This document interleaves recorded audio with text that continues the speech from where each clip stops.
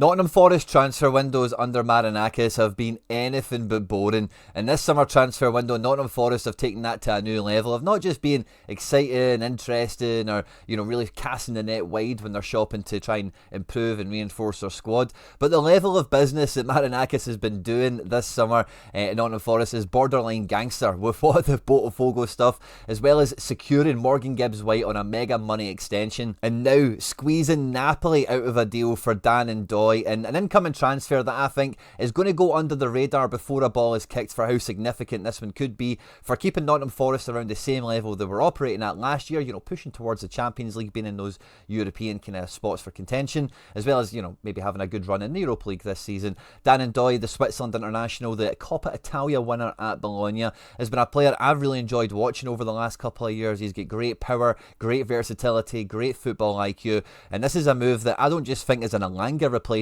but sincerely a definitive upgrade. In the video today, we'll have a look at the Nottingham Forest squad, how it's shaking up, the gangster moves that Marinakis has been putting in place for them, how Dan Ndoye could fit in, and ultimately, how do we see the rest of the window panning out for Nottingham Forest? Looking at the current squad, there's remnants of almost every transfer window in years gone by still in the squad, and for good reason. So many of these guys last year really put their head above the parapet and lifted the level, lifted their game, and Nottingham Forest had a great year last year. A lot of reasons for the fans to be optimistic and hopeful that with some good business this summer they could really kick on further. Now, we mentioned the Botafogo stuff with Crystal Palace and the kind of gangster kind of the tone that Nottingham Forest kind of set out maybe early in this transfer window, bringing in Jair Cunha, the centre-back, as well as Igor Jesus, the striker. There was a left-back that was meant to come into the squad, but that move, Cubiciano, or whatever his name is, that move seems to have broken down. But one thing that's became a hallmark of this Nottingham Forest team is power,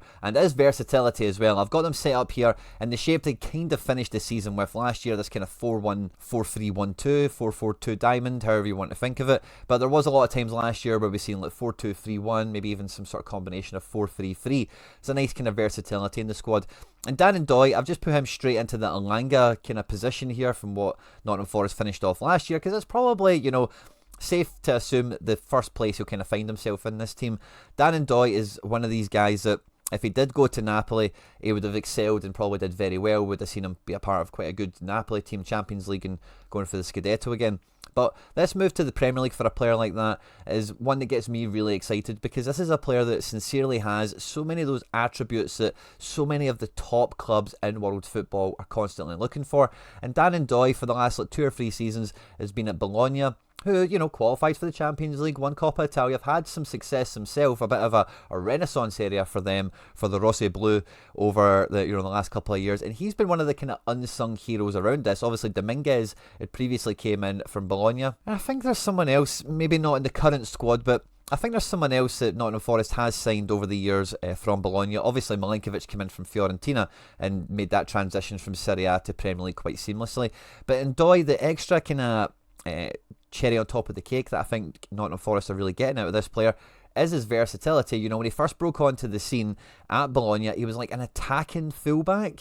He can play right, he can play left, and sincerely, except for central areas here, he has really played very effectively for Switzerland and for Bologna in a variety of different positions. So as much as I could see him filling in for Elanga and being that kind of foil player to run off Wood and support Morgan Gibbs-White in attack, I could see some of the versatility that Forest has really playing into Ndoye's strengths, and Forest even playing into their versatility a bit more comfortably with someone like Dan Ndoye kind of in the wings there. We mentioned the left back thing. It would be a wild stretch of the imagination, but the way Ola Aina played, you could certainly, I don't think it would be, as a big stretch of the imagination, like I just said, but if Nottingham Forest were going to go out and try and batter and bully a team with the likes of Igor Jesus, Awoniyi, I always struggle to say his name, and even Callum Hudson-Odoi kind of in reserve in the second string here, there's a few crazy possibilities that could open up for this one, depending on the opposition. Might not be a long-standing thing, but maybe just even 10 minutes within a match or whatever.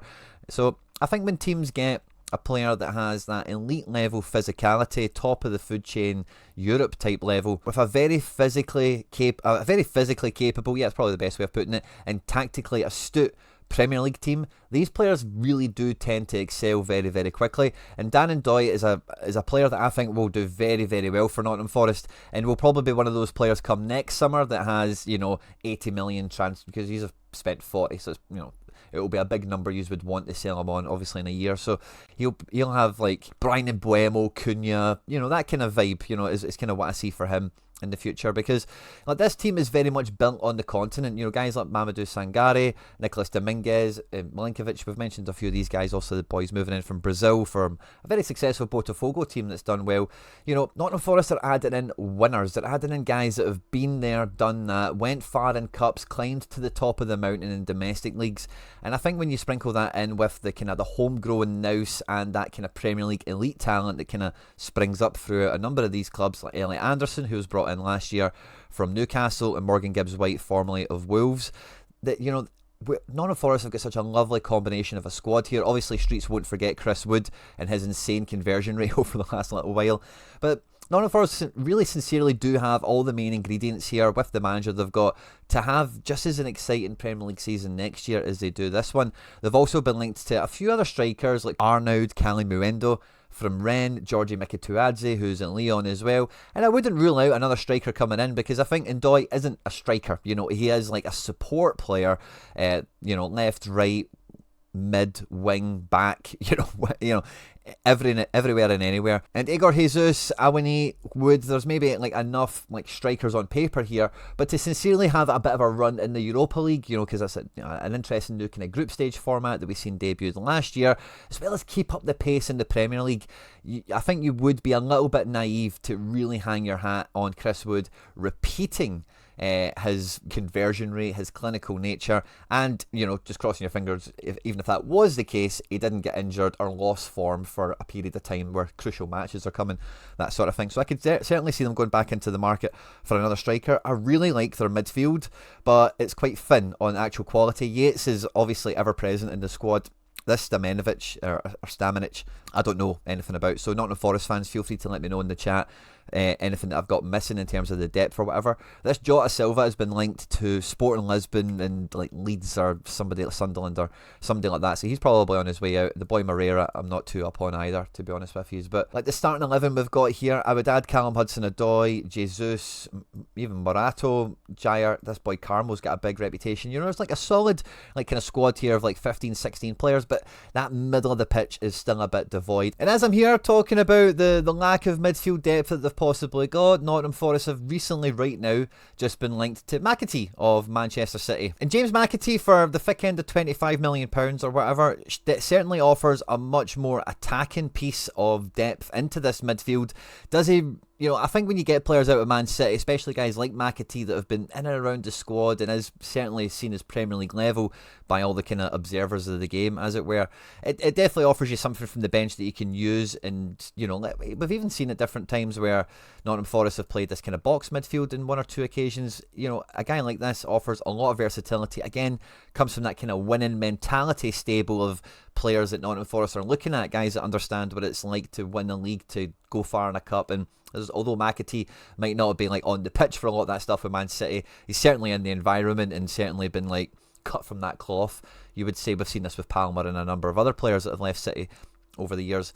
And does this really fix the midfield depth problem that they've got? Not really, but it's certainly the first step in the right direction for getting that second string, that second layer of depth in here, because Yates, as we know, is a fine kind of guy to fill in a number of these spots, but he's not someone I think you would want to have to carry the attacking burden, really lead the charge in attack. Whereas McAtee is a guy that could take some of that weight on his shoulders if the rest of the team, if there's wingers on side to play with him, or depend on the shape that he comes into. So I think this is a good move. Again, a homegrown player in the relative scale of Premier League English talents or whatever. Not an egregious fee, £25 million. And again, there's maybe a wee bit of forward planning in here where you get this guy the same exposure, development and everything else that Morgan Gibbs-White and Elliot Anderson, and I'd even say Dominguez at this point, is enjoyed under Nuno and at Nottingham Forest. And if you apply that kind of progression and progression trajectory for McAtee, it would be a really exciting move and really would help them this year. This is a guy that you could see playing in significant Europa League matches at home or away against opposition that, Forest probably know they'll squeeze out of it. And in the Premier League, if you need this guy to be coming on for 10, 15, 20 minutes, maybe even starting some games when the fixture pile-up really happens, if some people get made unavailable, injuries, yellow card suspension, whatever. He's a guy that, quite similarly to a lot of the players that Forest have brought in over the last couple of windows, that has the ability to get better and has, that kind of exciting element of, I don't want to say like Wonder Kid kind of vibes or anything like that. He's maybe a wee bit past that, or maybe not quite at that level, but a guy that is certainly built to get bums off the seats, a guy that wants to go forward, wants to go into attack, and again, similar to Ndoye, very versatile, and in the right tactical setup could fill a number of different roles, which maybe just opens up the different solutions, again, that Nottingham Forest can have the answer to. If anything happened to Ola Aina, you're probably seeing, maybe the plan B for Nottingham Forest is going to be a three at the back shape. We've seen that kind of thing happen for them as well. And maybe there's a bit of versatility that could come out of the squad. With Ndoye especially, could certainly play wing back if Ola Aina wasn't available and you played any one of these centre backs in here, you could make a move like this kind of no problem at all. So so I think like there is still some shallow waters, let's say, in the Nottingham Forest squad in and behind that second string, and those transfers aren't really that exciting to do. They're generally not ones that you want to see the club spending big money on. But the same way that really how competitive it does look for just Chris Wood's position in the squad, never mind the secondary striker, that's the kind of level of depth, that's the kind of level of challenge that you do want. Even having Callum Hudson-Odoi, not in the starting attack in theory on this page we've got here. Sure, we could start with a front three and put Callum Hudson-Odoi on the left and Ndoye on the right, or even swap. Both of them are versatile enough where you could maybe mix it up for periods in matches. They don't really have that versatility behind the second striker position in here, unless we maybe count Hudson-Odoi in that kind of reckoning. In the left back situation, let's see, I'm not too sure that left back, right back, centre mid, they really have that layer of depth. And for as much as Marinakis' transfer policy and the squad that he's built here has been with, like, squeezing Napoli out of a deal is quite an impressive feat, I must say. De Laurentiis has been a guy that has been quite, the Napoli chairman writes his own headlines, he's quite a controversial character and all the rest of it, but generally when Napoli have got a deal done and dusted, signed and sealed, it's very rare another team will come in and squeeze them out of it. So I think that's a pretty big move. And then given Botafogo the money, so the whole domino effect of Crystal Palace going into the Conference League can happen, is just straight boss moves, a great energy. I think Nottingham Forest fans will be really happy to see, much to the dismay maybe of English football fans and football fans everywhere else, thinking that Palace have been hard done to here. But this is proper, back in your club, back in your corner, and really to hell with everyone else. And Nottingham Forest, before they came back to the Premier League, everyone, used to always be like, oh, Forest, such a big club historically, and if they got back to the Prem, they should be right in amongst it, and they are, and they have, and that's kind of part of the thing of being that big club on the block again. That team that does have the trophy cabinet, is you want to see them maybe throw their weight about a little bit. Now, maybe it's a bit uncouth or whatever, as I say, maybe a bit of straight gangster from Marinakis, but if you're not a Forest fan, you're probably quite happy with how the club's handling itself. It's not been pushed over by anyone. They're squeezing out big clubs out of deals in Europe, and generally the players that they're bringing in are like top talents from the continent. They're not like, I'm thinking about when like Stoke spent all their money on guys like Arnautovic and Bojan and whatever, all these kind of money grab players that were like talented and whatever, but never really bought in. And maybe Stoke's not the best example, because we've seen this with Fulham and West Brom. Lots of other clubs have kind of done this and it's kind of backfired on them, Watford. But Nottingham Forest really do seem to have, struck a chord with the squad identity. And anytime I see Nottingham Forest stuff on social media with the squad and the players, there does seem to be a really good harmony of like the squad likes each other, there's good friendship kind of links in the team and whatever. And this year, like, it'll be really interesting to see how they do juggle midweeks and weekends. Signing Morgan Gibbs-White, but I think is going to be right up there with one of the moves of the summer, because normally these teams do have their pockets picked by the bigger boys in the league, as it were, the teams further up the food chain. And for all intents and purposes, it felt like Tottenham had absolutely pulled Nottingham Forest pants down with some sort of release clause here. But again, Big Marinakis is not going to let his pants be pulled down by anyone. And how often do you see, like, West Ham maybe done a little bit with Declan Rice for a short time, didn't they? And they really held out for mega money. Maybe Gibbs-White's got that same kind of career path, that same trajectory that we'll see unfold over the next year or two. But very rarely does the team that traditionally is like not a big European qualifying team in the Premier League manage to hang on to especially a homegrown talent. I'm now thinking of like Jack Grealish, Aston Villa, when the big boys come calling, because it's normally a great way to inject some cash into the FFP books as well. And normally those teams will pay over the odds for that homegrown eligible player for the UEFA squads and everything else. But Gibbs-White, has been a player I've been a big fan of since seeing, like, I watch a lot of youth international tournaments like Euro under-21s, under-20 World Cups, that sort of thing. And I forget exactly which squad. It was probably a multiple number of squads. I think Gibbs-White was quite prominent all the way through England youth internationals, but Gibbs-White has been a player alongside Morgan Rogers, Phil Foden, where even Cole Palmer's coming into that reckoning now, where you watch them at youth football and you think, I would love to see this guy fulfill his potential in the Premier League and not just be bought into a bigger team and then just kind of swallowed up onto a bench or whatever. So I think this move has really worked out extremely well for him. He's been the main guy. He's led the team to the top of the mountain. And, I know he's getting paid mega money, and money is probably the main incentive around this, you might argue, but all the same, the fact that he's signing on, he's staying for the journey to go another chapter, to go for another lap of the track or whatever, is a huge W that really should, number one, like, galvanise the rest of the team, but number two, it then makes signing guys like Dan Ndoye even more easy, because, like, if Morgan Gibbs-White leaves this squad and you're trying to pitch Ndoye on coming to Forrest rather than Napoli, it's maybe something you have to think about a little bit more, like, where is the support for me in the attack, or what will my role be in the team, etc. But when you do have that guy that's perceived to be top level, I think he certainly is, but I think this year in Europe you'll see a real test of him this year. And it just makes these deals a bit easier to do. Same again if you're going to be signing guys like Cali Muendo or Mika Tuadze, guys that have got lots of admirers, not just in the Premier League but on the continent as well. So yeah, like what Nottingham Forest, I've been looking forward to kind of catching up with them, seeing where their squad is sitting after the Gibbs-White kind of saga, the Botafogo saga. I thought all that was quite interesting to pay attention to.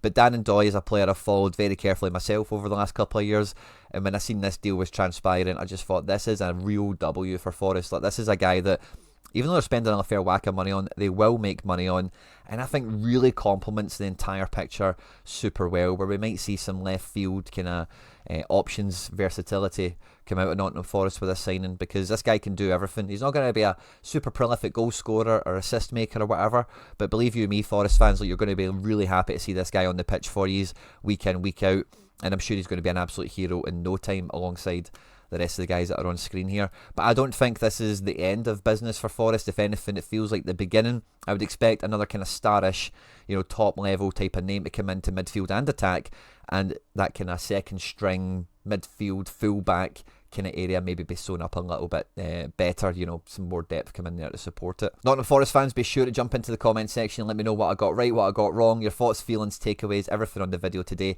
On screen and now some other stuff that I've made that YouTube thinks you might enjoy. If you did enjoy the content, please do hit the subscribe button for more content like this. Hit the like button, of course, as well. Stay out of trouble, and I will catch you on the next one. Take care. Bye-bye.